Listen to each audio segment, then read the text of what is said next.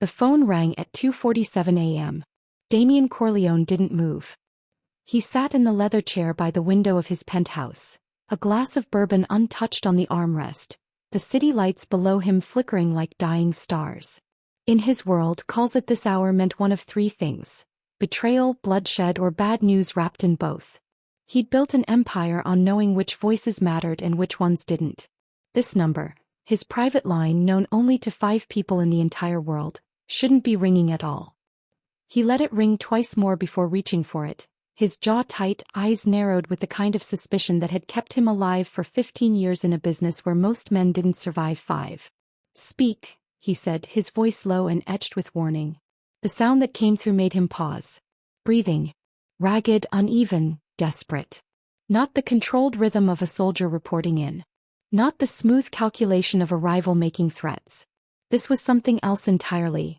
Something that didn't belong in his carefully ordered world of power and precision. "Please." The voice was female, trembling, breaking on the single word. "Please, I don't know. I need help. God, please, someone has to." Damien's finger hovered over the end button. Wrong number. Had to be. Some terrified woman who'd misdialed in a panic, her fear spilling into his night like unwanted rain. He should hang up. He should block the number and forget this ever happened. Getting involved in civilian problems was a liability he couldn't afford. Not when half the city's crime families wanted him dead and the other half wanted to be him. But something stopped him. Maybe it was the authenticity of her terror. The kind that couldn't be manufactured, couldn't be acted. He'd heard fear before, extracted it from men who thought they were untouchable, but this was different. Raw. Unfiltered.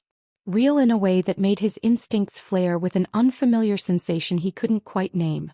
"Who is this?" he asked, his tone unchanged but his attention now fully locked on the voice bleeding through his phone. I thought this was," she was crying now, trying to muffle it, failing. "The shelter. The women's shelter. They gave me this number. I wrote it down but I can't. The light's broken and I can't see and he's coming back. He said he's coming back and I don't have anywhere else to." The line crackled. Movement on her end. Something falling. A sharp intake of breath that sounded like pain. Damien leaned forward, his entire body suddenly alert in a way it hadn't been in months. "Where are you?" "I don't know.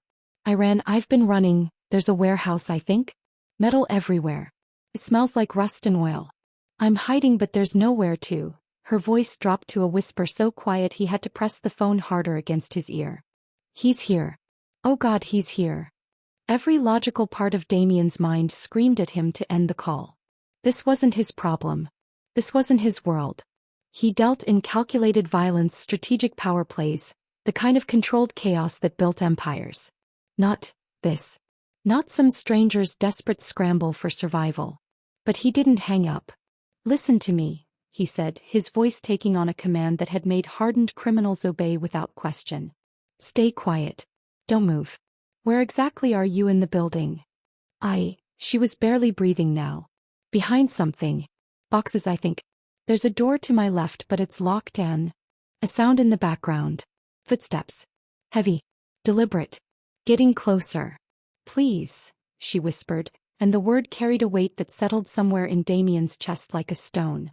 "Please don't hang up. I can't do this alone." He should. He absolutely should. Every rule he'd ever lived by told him to cut this connection, erase it, pretend it never happened.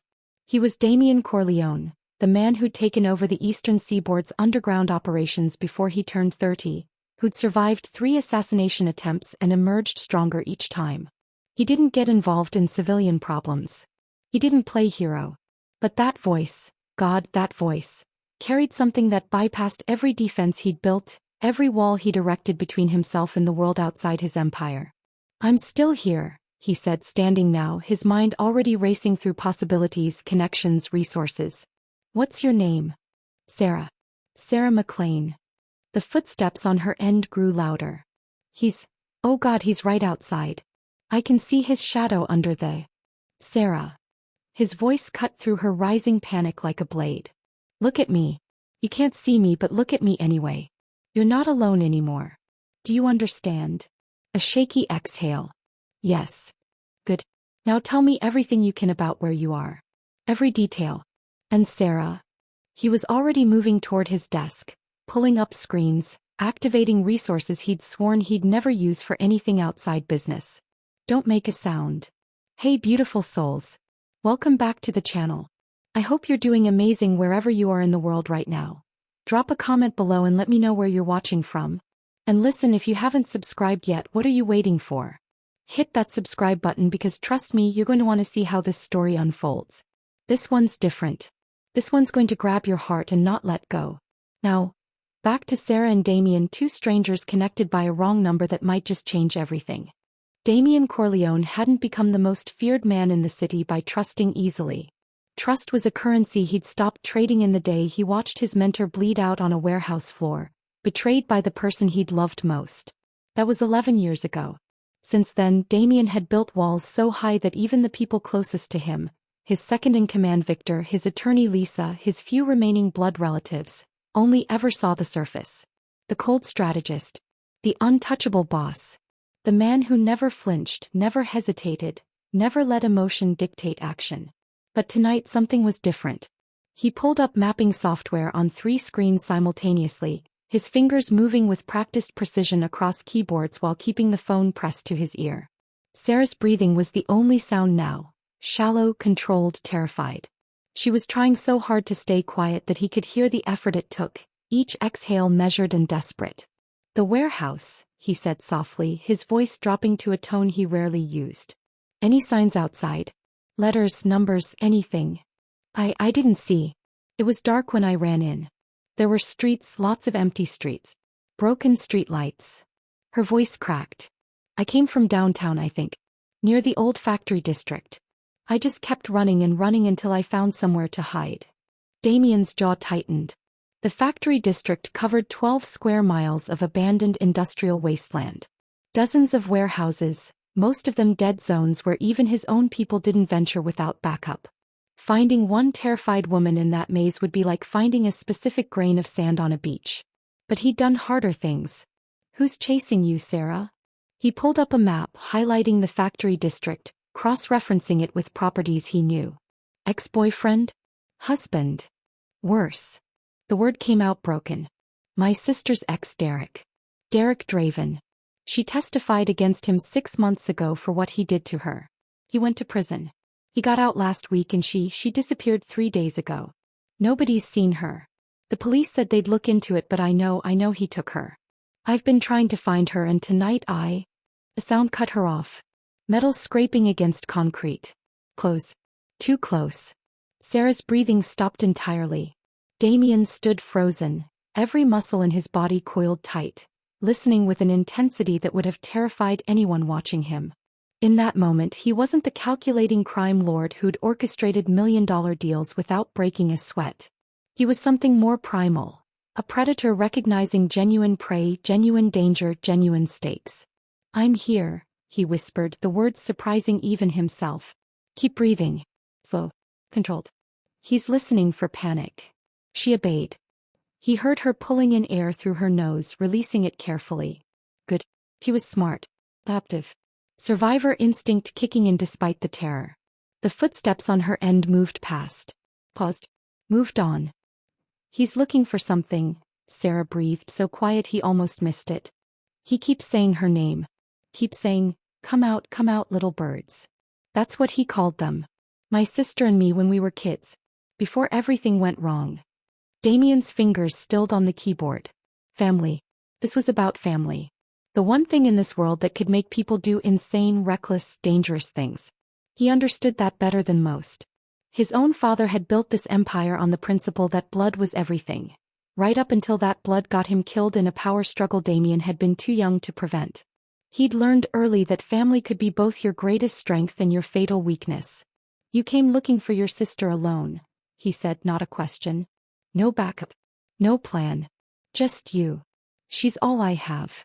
Sarah's voice carried a fierceness that cut through the fear. "Our parents died when we were teenagers. We raised each other. I'm not letting him take her from me. I'm not letting him win." There was that core of steel beneath the terror. Damien recognized it because he'd forged the same thing in himself. The refusal to break, to surrender, to let the monsters win. She wasn't just some helpless victim making a panicked call. She was a fighter who'd been backed into a corner. That changed things. Derek Draven, Damien repeated, committing the name to memory. His other hand was already typing, pulling up criminal databases he absolutely shouldn't have access to. What did he do to your sister? 3 years of hell, Sarah whispered, and he heard old rage mixing with fresh fear. Broke her ribs twice. Fractured her cheekbone. Kept her isolated, controlled everything, where she went, who she talked to, what she wore. When she finally got the courage to leave, he burned down her apartment with everything she owned inside. That's when she went to the police. That's when she became brave enough to testify. Damien's screen populated with information. Derek Draven. 34. Multiple priors. Assault, stalking, violation of restraining orders. Served 6 months of a 2-year sentence before early release on good behavior. The system had failed. As it always did. And now he's out, Damien said quietly, and he wants revenge. He wants to finish what he started. Sarah's voice hardened. He told her in court that he'd find her. That she belonged to him. That no one takes what's his and lives to. The footsteps returned. Closer this time. Deliberate. Like Derek knew exactly where she was hiding and was savoring the approach. Sarah, Damien said, his mind already calculating distances, response times, options. I need you to trust me. Can you do that? Pause. Then, I don't even know who you are. No, he agreed. But I'm all you've got right now. So I'll ask again. Can you trust me? Another pause. Longer. Then quietly, yes. Sarah's hands wouldn't stop shaking. She crouched behind a stack of rotting wooden crates. The phone pressed so hard against her ear it hurt. Her other hand clamped over her mouth to stifle the sobs that kept trying to escape. The concrete floor beneath her knees was cold and damp, seeping through her jeans, but she didn't dare move. Couldn't move. Because those footsteps, those terrible, deliberate footsteps, were still there, pacing just beyond the barrier that separated her from whatever nightmare waited on the other side. Talk to me, Sarah. The voice on the phone was steady, controlled, almost hypnotic in its calmness. She didn't know who this man was, didn't know why he sounded like someone used to giving orders in the dark. But right now he was the only thing keeping her from completely falling apart. What brought you to this warehouse? How did you end up running? She swallowed hard, tasting copper and fear. My boyfriend. His boyfriend. Jake. Even whispering his name felt dangerous, like summoning something evil. I tried to leave him 3 days ago. Packed a bag while he was at work. Took the money I'd been hiding, went to my sister's place across town. I was so stupid. I thought he'd just let me go. He didn't. He found me tonight. Broke down Emma's door. She tried to stop him, but her voice cracked. He hit her. Knocked her unconscious. Told me if I didn't come with him, he'd make sure she never woke up. Damien's silence on the other end felt different now. Heavier. Charged with something she couldn't identify. So I went, Sarah continued, the words tumbling out like a confession. I got in his truck and he drove and drove, kept saying we were going somewhere we could talk privately. But his hands were shaking and his eyes, God, his eyes looked wrong. Like he wasn't even seeing me anymore. Like I was just this thing he owned that had tried to escape. The footsteps stopped. Sarah's heart stopped with them. He brought you to the warehouse, Damien said quietly, but she could hear something shifting in his tone. Something cold and purposeful. What happened when you got there? He dragged me inside. Started yelling about how I'd embarrassed him, how I'd made him look weak, how everyone at his job was probably laughing at him because his girl ran away. The memory made her stomach turn. He had a gun. I'd never seen him with a gun before, but he pulled it out and put it on this metal table and said we were going to settle this. Said he'd give me one chance to apologize, to promise I'd never try to leave again. But you ran. I saw my chance. He turned his back for just a second to lock the door and I just moved. Grabbed my phone from his jacket pocket and ran deeper into the warehouse. I could hear him screaming behind me, saying he'd find me, that there was no way out, but I kept running until I found this spot and I dialed the number I thought was the shelter and you got me instead. Something about the way he said it made Sarah pause even through her terror. There was a weight to those words, an implication she didn't fully understand. Who are you? She whispered. Why do you sound like you've done this before? Like you know what to do. The silence stretched for 3 heartbeats. Let's just say I'm someone who understands dangerous men better than most, Damien finally answered. And Sarah? The man hunting you right now? He's not nearly as dangerous as he thinks he is. Before she could process that statement, before she could ask what he meant, a sound shattered the moment. The screech of metal on concrete, close, too close. I know you're here, Sarah. Jake's voice echoed through the warehouse, distorted by rage and the cavernous space. You think you can hide from me? In my own family's warehouse? I grew up playing in this place. I know every corner, every shadow. His family's warehouse. The information hit her like ice water. He'd brought her somewhere he controlled, somewhere isolated, somewhere no one would think to look. Sarah. Damien's voice cut through her spiraling panic. Listen very carefully. I need an address. A location. Anything you can give me. I don't know. I wasn't paying attention when he drove. I was too scared and... Think. Before you ran. What did you see outside? Any signs? Landmarks? Water towers? Railroad tracks? She squeezed her eyes shut, forcing her mind back through the terror. Graffiti. There was graffiti on the outside wall. A red dragon, I think. And when we pulled up, I saw old shipping containers. Rusty ones with numbers painted on them. Numbers? What numbers? I don't... Wait. TC 2847.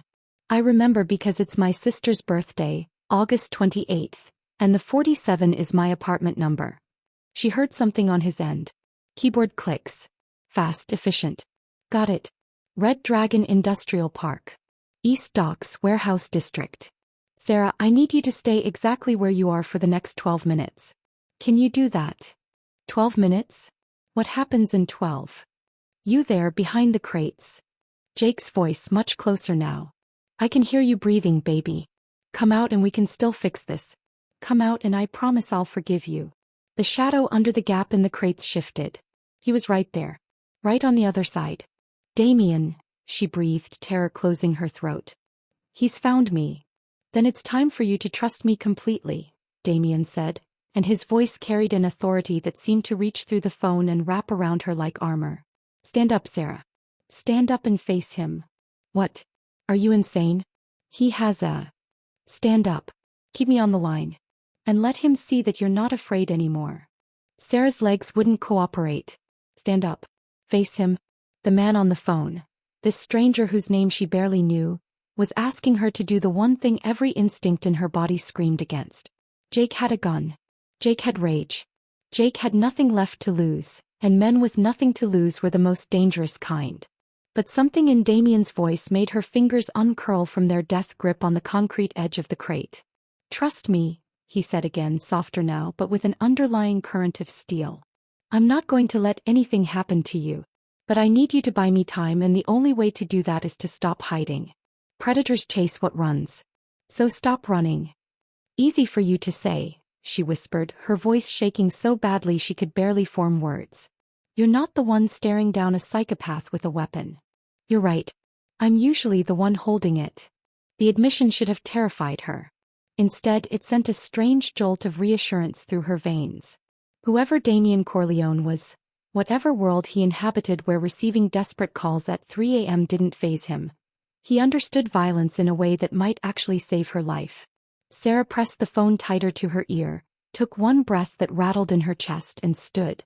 Jake was 10 feet away, the gun dangling from his right hand, his face twisted into something she didn't recognize. His hair was disheveled, shirt untucked, eyes red-rimmed and wild. This wasn't the man who'd brought her flowers on their third date. This wasn't even the man who'd first shown flashes of anger 6 months ago. This was something else entirely, something that had been growing beneath the surface, fed by control and obsession, now finally exposed. There she is, Jake said, and his smile was all wrong. My girl.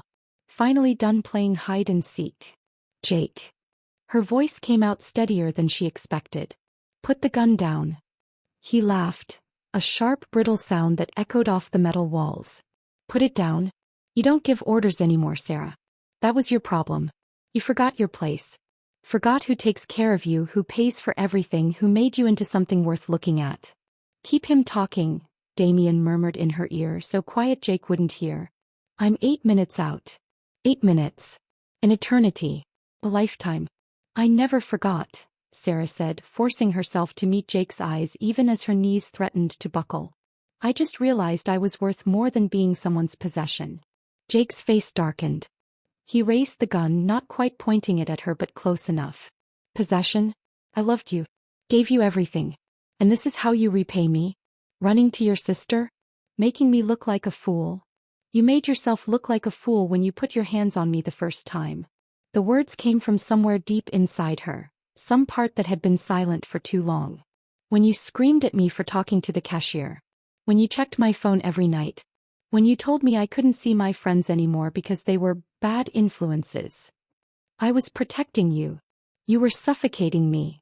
The gun rose higher. Jake's hand was shaking now, his finger too close to the trigger. Don't you dare act like I'm the bad guy here. You're the one who broke your promises. You're the one who snuck around, planning, lying. Sarah. Damien's voice cut through, urgent. Move to your left. Foley. There's a support beam 3 feet from you. Get behind it. She didn't question him. Didn't hesitate. She shifted her weight, took one careful step sideways. Stay still. Jake's shout made her freeze. Don't you move. Don't you take one more step away from me. 6 minutes, Damien said. Keep him focused on you. Make him talk about himself. Men like him love to explain why they're justified. Sarah swallowed the terror climbing her throat. Why, Jake? Why did you bring me here instead of just letting me go? You could have found someone else. Someone who'd appreciate your intensity. Jake's laugh was bitter. Because you're mine. I chose you. I molded you. Everything you are, everything you have, it's because I allowed it. You think you can just walk away from that? You think there's a world where you exist without me? I know there is. Wrong. He stepped closer, the gun now definitely aimed at her center mass. There's no version of reality where Sarah McLean gets to leave Jake Kruger and live happily ever after. That's not how this story ends. Then how does it end? She could hear sirens in the distance through the phone. Or was that wishful thinking? You shoot me? You kill me? Then what? You go to prison? Throw away your whole life because I wanted mine back. Maybe prison's worth it if it means you don't get to smile at another man the way you used to smile at me. His voice cracked. Maybe watching you die is worth whatever comes after. The sirens were getting louder. Real, not imagined. Jake heard them too. His head snapped toward the direction of the sound, confusion crossing his face. What did you do? He spun back to her, noticed the phone still pressed to her ear for the first time. Who are you talking to? Who the hell is on that phone? Someone who's going to make sure you never hurt anyone again, Sarah said, and the words felt like power, like armor, like salvation. Jake lunged forward. Get down. Damien's voice wasn't calm anymore. It was a roar of command that Sarah's body obeyed before her mind caught up. She dropped to the concrete just as the warehouse's main door exploded inward with a crash that shook the entire building. And Damien Corleone walked through the wreckage like an avenging angel dressed in black. The penthouse was nothing like Sarah expected. She'd imagined something cold, sterile, all chrome and glass and designer furniture that looked expensive but uncomfortable. Instead, Damien's home was warm, filled with deep leather sofas, dark wood bookshelves crammed with actual books, and floor-to-ceiling windows that overlooked the city like a kingdom laid out for inspection. He'd brought her here after the warehouse, after the police had taken her statement, after she'd watched Jake get hauled away in handcuffs still screaming about his rights. One of Damien's men, a quiet, efficient woman named Sophia, had checked on Emma at the hospital and reported she'd be fine, just a concussion and some bruises. Small mercies in a night full of chaos. Now Sarah sat on Damien's couch wrapped in a blanket that probably cost more than her car, drinking tea that tasted like it came from leaves grown on a mountainside somewhere exotic, trying to process everything that had happened in the last 4 hours. Damien stood by the window, his back to her, still wearing that immaculate suit despite the late hour. Or early hour. Dawn was starting to paint the sky in shades of purple and gold. You should sleep, he said without turning around. Sophia prepared the guest room. You'll be safe here until we figure out next steps. Next steps. Sarah set down her tea with hands that had finally stopped shaking. You mean until I go back to my life and pretend tonight never happened? If that's what you want. Is it what you want? The question hung between them like a living thing. Damien turned slowly and the expression on his face was different now. less controlled, more raw. Vulnerable in a way that seemed completely at odds with the man who'd commanded armed soldiers just hours ago. "What I want," he said carefully, "is complicated. Try me. I think I've earned complicated after the night we've had." He moved to the chair across from her, sat down with the fluid grace of someone always aware of their body in space. "I run an organization that operates outside the law, Sarah. I make decisions that affect thousands of lives. I've built an empire on secrets, strategic violence, and the kind of power that most people only see in movies. The moment I answered your call tonight, I violated every principle that keeps that empire stable. Because you helped someone? Because I exposed myself for someone." His gray eyes locked onto hers with an intensity that made her breath catch. "I have enemies. Rivals who would love nothing more than to find a weakness they could exploit. And you, God, Sarah. You became a weakness the second I decided you were worth saving." The words should have frightened her. Instead, they sent warmth spreading through her chest. "I didn't ask you to save me," she said softly. "No. You just asked someone, anyone, not to hang up. Not to leave you alone in the dark." Damien leaned forward, elbows on his knees. "Do you know how many people call me by choice? Everyone who has this number uses it because they need something. Money, protection, permission to eliminate a problem. No one has ever called me accidentally and asked me to just stay." Sarah felt tears burning behind her eyes again, but for different reasons now. "So what happens now? You said it yourself. I'm a weakness. A liability. Are you going to make me disappear? Pay me off to forget this ever happened? Is that what you think of me?" "I don't know what to think of you." The words burst out of her raw and honest. "You're a criminal. You admitted it. You buy warehouses in the middle of the night and command armed men and probably do things I can't even imagine. But you also," her voice broke. "You also answered a wrong number from a terrified stranger and talked her through the worst night of her life. You came for me. You saved me. So which one is real, Damien? The monster or the hero?" He stood abruptly, turned away from her, shoulders tight with tension. "Both. Neither. I don't know anymore." Before Sarah could respond, before she could process the confession in those words, his phone buzzed. He answered it immediately, his voice shifting back to that cold authority. "What?" Even from across the room, Sarah could hear the urgency in the caller's voice. Damien's expression darkened with each passing second. "When?" Pause. "How many?" Another pause, longer this time. "Lock it down. I'll be there in 20 minutes. He ended the call and stood frozen for a moment, every muscle in his body coiled like a spring. "What's wrong?" Sarah asked, standing up, the blanket falling away. "There's been an attack on one of my warehouses. The real ones, not the industrial park where I found you." He was already moving toward his bedroom, his voice carrying back to her. "3 of my men are dead. 2 more critical. And someone left a message specifically for me." "What kind of message?" He reappeared in the doorway, now wearing a shoulder holster over his dress shirt, checking the magazine of a gun with practiced efficiency. "The kind that says someone knows I was distracted tonight. Someone knows I deviated from protocol. Someone knows about you." Ice flooded Sarah's veins. "Because you helped me. Because I chose you over everything else I've built." He holstered the weapon, grabbed his jacket. "Sophia will stay with you. Don't leave this apartment. Don't call anyone. Don't. Take me with you." Damien stared at her like she'd lost her mind. "Absolutely not. If this is happening because of me, I deserve to. You deserve to stay alive." His voice rose for the first time, filling the penthouse with barely controlled fury. "This is my world, Sarah. My consequences. My war. You don't belong in it." "Then why do I feel like I'm already in it?" The question stopped him cold. For a long moment they just looked at each other. 2 people from completely different worlds, connected by a wrong number and a choice that was unraveling everything. "I have to go," Damien finally said, his voice rough. "When I come back, if I come back, we'll figure this out." He left before she could tell him that "if" was unacceptable. Sarah lasted exactly 43 minutes before she broke Damien's rules. Sophia was professional, courteous, and clearly under strict orders to keep her safe and stationary. But Sarah hadn't survived Jake's obsession by being passive, and she wasn't about to start now. Not when Damien was walking into danger because he'd chosen to save her life. I need to use the bathroom, Sarah said, standing from the couch where she'd been pretending to rest.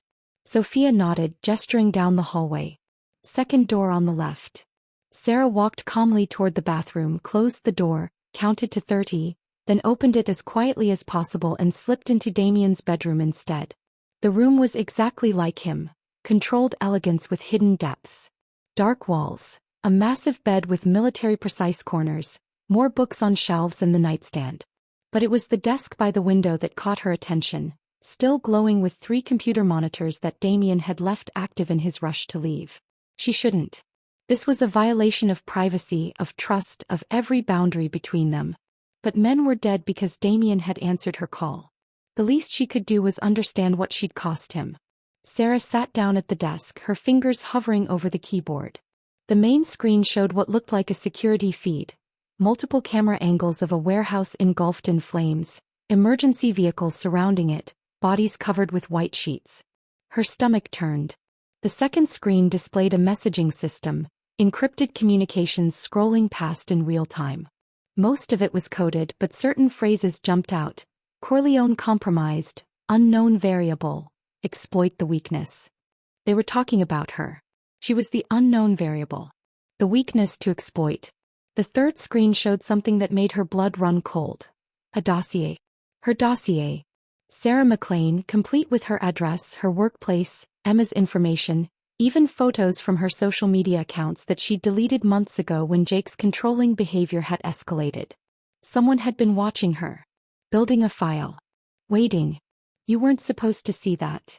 Sarah spun around to find Sophia standing in the doorway, her expression unreadable.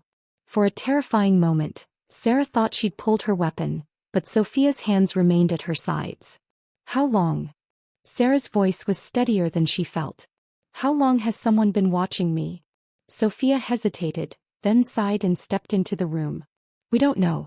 Damien's rival, Victor Bianchi, he's been looking for leverage against the Corleone family for months. Somehow he identified you as a potential target before Damien even knew you existed.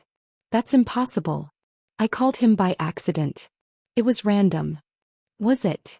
Sophia moved to the screens, tapped a few keys. A new window opened showing phone records. The women's shelter number you were trying to call? It was disconnected 3 weeks ago. The number was reassigned to a routing system that, with the right manipulation, could redirect calls anywhere, including to Damien's private line. Sarah's mind raced, pieces falling into terrible place. Someone set this up. Someone wanted me to call him. Bianchi has people everywhere. Informants, hackers, contacts in city systems. If he knew about Jake, about the abuse, about your plans to leave, he could have orchestrated the entire situation. Changed the shelter's number in their database. Ensured you'd write down the wrong one. Waited for you to make the call when you were desperate enough not to question it. But why? What's the point of making Damien help me? To prove he's not invincible. To show his organization that he'll break his own rules for the right person. To create exactly the kind of chaos we're dealing with right now. Sophia's expression softened slightly. And maybe, to give Bianchi exactly what he's always wanted. A way to get to Damien through someone he cares about. The words hit Sarah like a physical blow. He cares about me. We just met. I'm no one. You're the first person in 15 years to make Damien Corleone deviate from protocol. The first person to hear vulnerability in his voice. The first person he's personally rescued instead of delegating. Sophia met her eyes directly. Trust me, Sarah. In our world that makes you everything. Sarah stood abruptly, her decision crystallizing with sudden clarity. Where is he right now? Exactly where did he go? I can't tell you that. Sophia, please. This is all connected. If Bianchi orchestrated my call to draw Damien out, then that warehouse attack wasn't random. It was bait. And Damien walked right into whatever trap is waiting. Sophia's jaw tightened. Sarah could see the conflict playing out behind her eyes. Loyalty to Damien's orders versus the logic of what Sarah was saying. The Riverside facility, Sophia finally said. But he took 12 men with him. He's not stupid, Sarah. He knows it could be a setup. Then why do you look so worried? Because Damien is different when he's emotional. Calculated violence is one thing. But anger? Guilt? Whatever he's feeling about you and those dead men. Sophia shook her head. It makes him reckless. And reckless gets people killed in our business. Sarah grabbed her jacket from where Sophia had draped it over a chair. Take me to him. He'll never forgive me if something happens to you. He'll never forgive himself if something happens to him because I sat here doing nothing. Sarah held Sophia's gaze. I didn't ask to be part of this world. But I'm in it now whether we like it or not. And I refuse to be the helpless victim everyone seems to think I am. Not anymore. Not after tonight showed me what I'm actually capable of. Sophia studied her for a long moment, then pulled out her phone and made a call. Miguel? Bring the car around. We're going to Riverside. She ended the call and looked at Sarah with something that might have been respect. If we do this, you follow my orders exactly. No hesitation. No questions. Understood. Sarah nodded. Understood. Good. Because we're about to walk into a war zone, and the only thing worse than Damien being reckless is him being reckless while trying to protect you at the same time. The Riverside facility was burning when they arrived. Not the wild, chaotic flames Sarah had seen on the security footage earlier, but controlled burns, strategic fires designed to flush people out, to eliminate cover, to turn a warehouse into a killing box. Through the smoke she could see figures moving, hear gunfire crackling like deadly fireworks, and somewhere in that inferno was Damien. Sophia parked 3 blocks away, killed the engine and turned to Sarah with an expression carved from stone. Last chance to stay in the car. Sarah's hand was already on the door handle. Not happening. They moved through the shadows like ghosts, Sophia leading with the confidence of someone who'd done this 100 times before. She'd given Sarah a Kevlar vest that felt impossibly heavy and a simple instruction: stay behind me, stay low, and if I tell you to run, you run and don't look back. As they approached the warehouse's eastern entrance, a service door half hidden by dumpsters and debris, Sophia's phone buzzed. She checked it, her face draining of color. What? Sarah whispered. Damien's team. They're pinned down in the central storage area. Bianchi brought 30 men. This wasn't just bait, it's an execution. The words barely registered before Sophia was moving again, faster now, pulling a second weapon from her ankle holster and pressing it into Sarah's hands. Safety's off. Point and squeeze if anyone who isn't me or Damien gets close. Don't think. Just react. The gun felt wrong in Sarah's grip. Too heavy, too real, too much responsibility. But she nodded and followed Sophia through the service door into hell itself. The warehouse interior was a maze of smoke and shadows, punctuated by muzzle flashes and shouted orders in multiple languages. Sophia navigated it like she had a map printed in her mind, pulling Sarah through corridors and between storage containers, always moving toward the sound of concentrated gunfire. They found Damien behind an overturned forklift, his jacket discarded, his white shirt streaked with soot and blood. Whether his or someone else's, Sarah couldn't tell. 3 of his men were with him, all injured to varying degrees, returning fire against an enemy Sarah couldn't even see through the smoke. Sophia. Damien's head snapped around at their approach, his expression cycling through shock, fury, and something that looked dangerously close to fear. What the hell are you doing here? I told you to keep her safe. She figured it out. Sophia took position beside him, immediately adding her firepower to the defensive line. Bianchi set this whole thing up. The phone number, the timing, everything. He knew you'd come personally for a woman in danger. He's been planning this for weeks. A bullet sparked off the metal inches from Damien's head. He didn't flinch, but his jaw tightened as he processed Sophia's words. Then he succeeded. We're outgunned, outmaneuvered, and running out of ammunition. Miguel, one of his men, bleeding from a shoulder wound, checked his magazine. 2 clips left. Maybe 3 minutes of suppressive fire if we're lucky. We don't need 3 minutes. The voice came from somewhere above them, amplified and dripping with satisfaction. We just need Damien Corleone to accept reality. You're finished. Your empire is crumbling. Your weakness is exposed. Come out now and I'll make it quick. Stay hidden and I'll make sure the woman burns with you. Sarah felt Damien stiffen beside her. She looked at his face, really looked, and saw something she hadn't expected. Not fear. Not resignation. But clarity. The kind of dangerous clarity that came right before someone did something impossibly reckless. No, she said, gripping his arm. Whatever you're thinking, no. He wants me. If I surrender, he'll let you go. That's the play here. That's suicide and you know it. Sarah pulled him around to face her, ignoring the chaos erupting around them. Bianchi doesn't want surrender. He wants humiliation. He wants to break you publicly and then kill everyone anyway. That's what men like him do. I should know, I almost died to one tonight. Damien's eyes searched hers, and in that moment Sarah saw past the crime lord, past the ruthless operator, past every wall he'd built. She saw a man who'd lived so long in darkness that a single phone call from a stranger had reminded him what it felt like to want to protect something beyond power. Then what do you suggest? He asked quietly. Sarah's mind raced, pieces connecting with sudden clarity. You said Bianchi planned this for weeks. That he knew about the phone number, about Jake, about everything. Yes.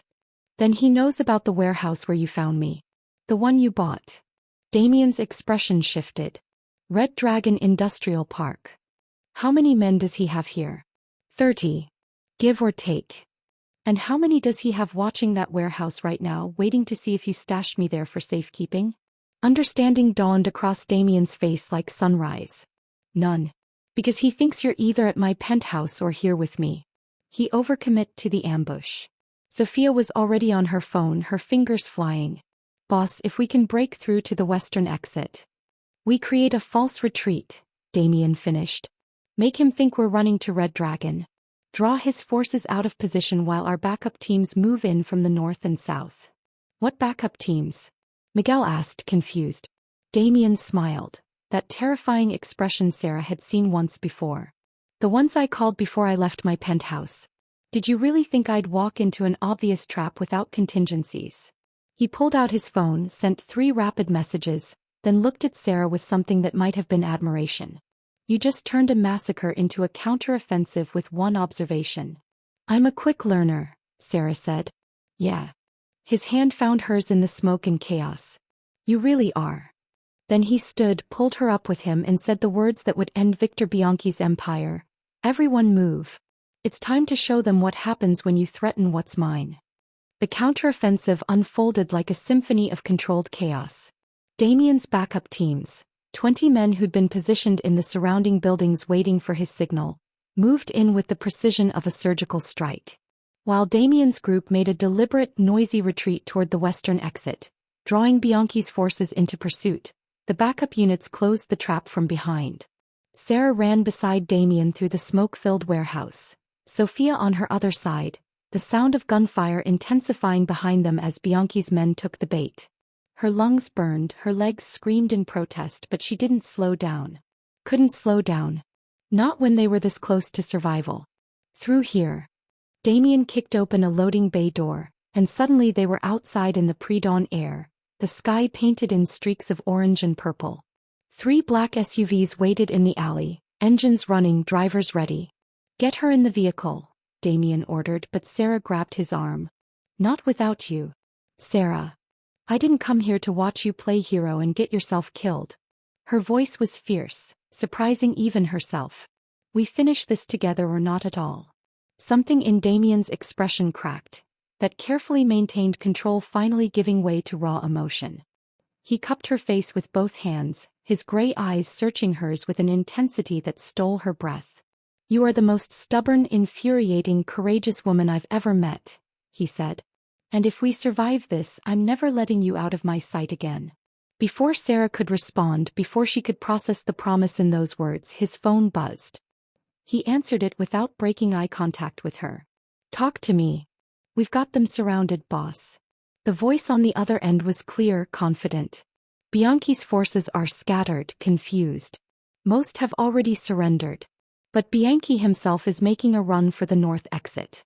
He's got 5 men with him and a hostage. Damien's jaw tightened. What hostage? One of ours. Richard's. They grabbed him during the firefight. Sarah watched the calculation flash across Damien's face, the cold strategic thinking warring with whatever emotion she'd awakened in him tonight. She knew what the old Damien would do. Let Richards become acceptable casualties, eliminate Bianchi from a distance, maintain the tactical advantage. But the man standing before her now wasn't that person anymore. I'm going after them, Damien said. Sophia, you stay with. No. Sarah's voice was steel. I'm coming with you. You're not the only one who gets to make impossible decisions tonight. Sarah, this is different. Bianchi is cornered, which makes him desperate. Desperate men with hostages are unpredictable. Then you'll need someone unpredictable on your side. She raised the gun Sophia had given her, checked the safety with surprising confidence. I'm not asking permission, Damien. I'm telling you how this is going to work. For a moment she thought he might argue. Instead he did something completely unexpected. He laughed. A real laugh, rough and surprised and entirely genuine. God help me, he muttered, but there was admiration in his voice. Fine. But you follow my lead exactly. Agreed. Agreed. They moved as a unit. Damien, Sarah, Sophia and 3 other operatives, tracking Bianchi through the warehouse district using heat signatures and security feeds. The chase led them away from Riverside, through 2 abandoned buildings, and finally to a rooftop overlooking the river where the dawn was now painting the world in shades of gold. Bianchi stood near the edge, his suit torn and bloody, his 5 remaining men arranged in a defensive semicircle. Between them, Richards knelt with a gun pressed to his temple, his face bruised but defiant. Corleone.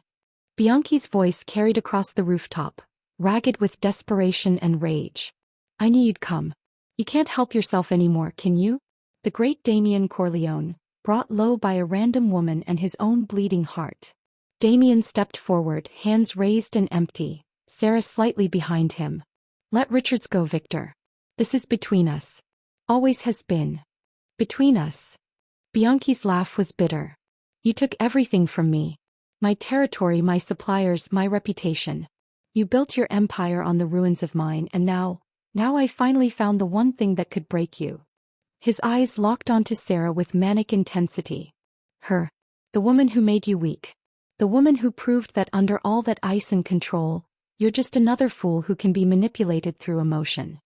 You're right, Damien said, and his voice carried across the rooftop with unexpected honesty. She did change me. One phone call, one choice, and suddenly I remembered what it felt like to care about something beyond power and control. You want to call that weakness? Fine. But I call it being human again. He took another step forward. You orchestrated everything perfectly, Victor. The phone number, the timing, the trap. You exploited Jake Kruger's violence, put Sarah in danger just to prove a point. You killed my men, burned my warehouse, all to show that I could be compromised. And I was right. Bianchi's hand shook, the gun wavering against Richard's head. Look at you. Standing here negotiating instead of eliminating the threat. The old Damien Corleone would have sacrificed Richards without a second thought. The old Damien Corleone was missing something, Damien replied quietly. The understanding that power without purpose is just violence. Control without compassion is just cruelty. You taught me that tonight, Victor. By showing me what I could lose, you reminded me what's worth protecting. Sarah felt her throat tighten. She thought she understood what Damien was. Crime lord, dangerous man, someone who lived in shadows. But standing here watching him choose honesty over intimidation, she realized he was so much more complicated than that. So what now? Bianchi demanded. You going to talk me to death? Bore me with philosophy until I surrender. No, Damien said. I'm going to give you a choice. The same choice you gave me tonight. Walk away or face the consequences. Walk away. After everything? I'd be dead within a week. Every rival, every ambitious lieutenant would see me as weak. Then don't walk away as Victor Bianchi, the failed crime lord. Damien's voice shifted, taking on a tone of unexpected compassion.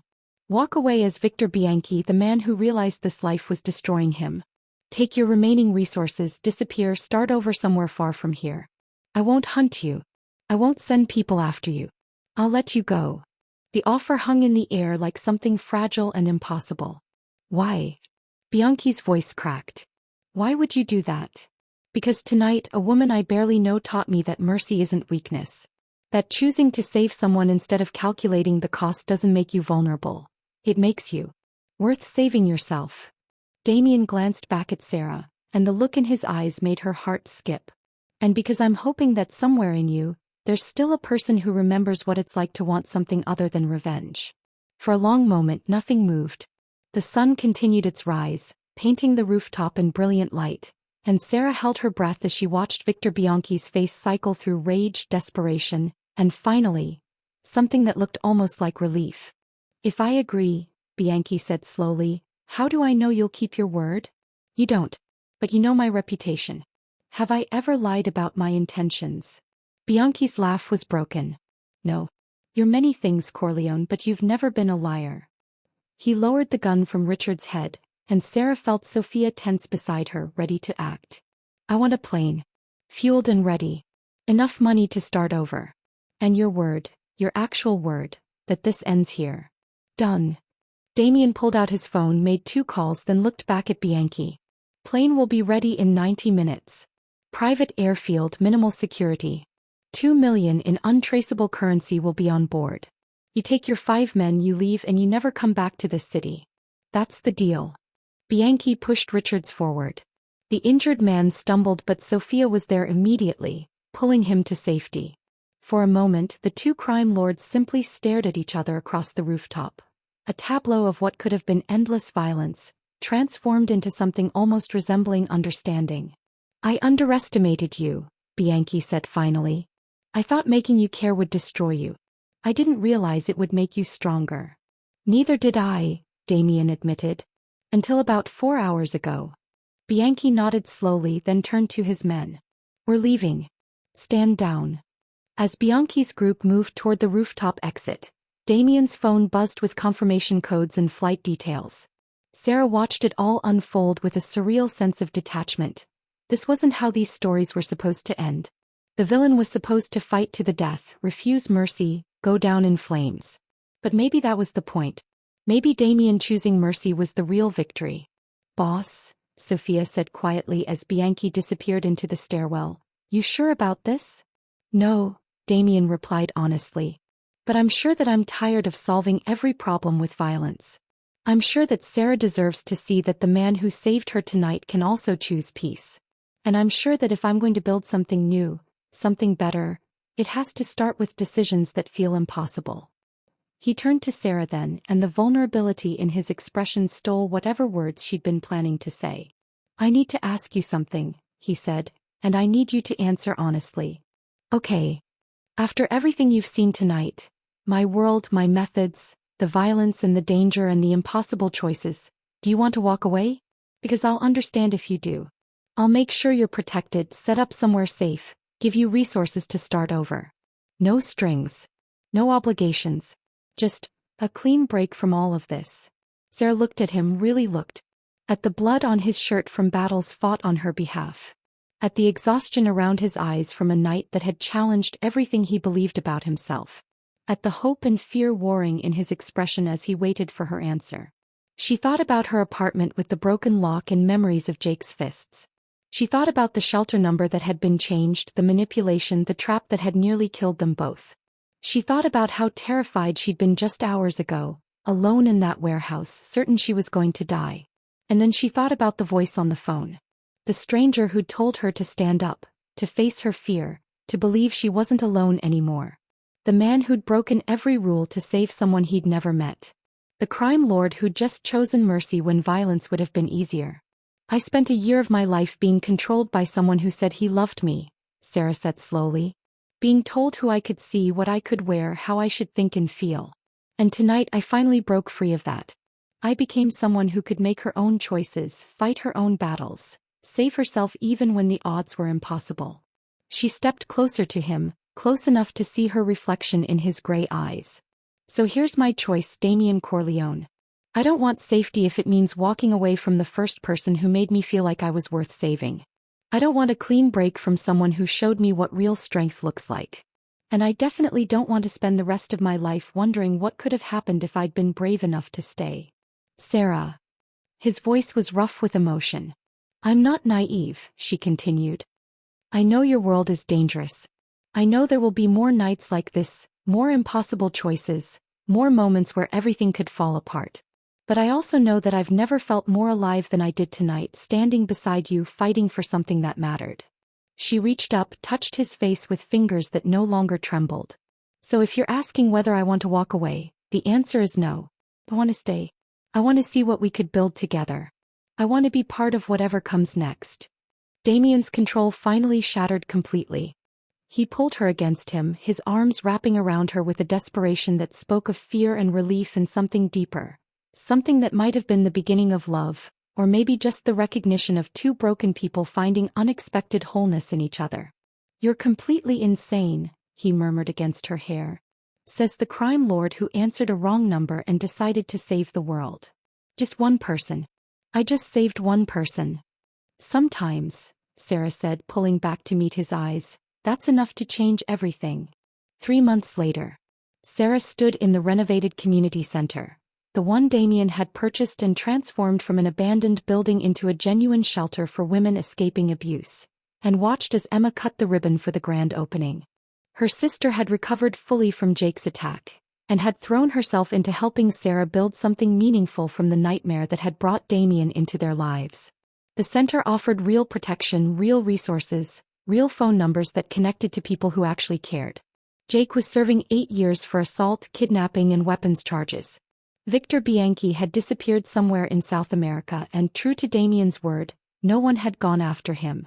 The Riverside warehouse had been rebuilt, stronger than before, and Damien's empire had emerged from the chaos more unified than ever, partially because he'd started making decisions that prioritized people over pure profit.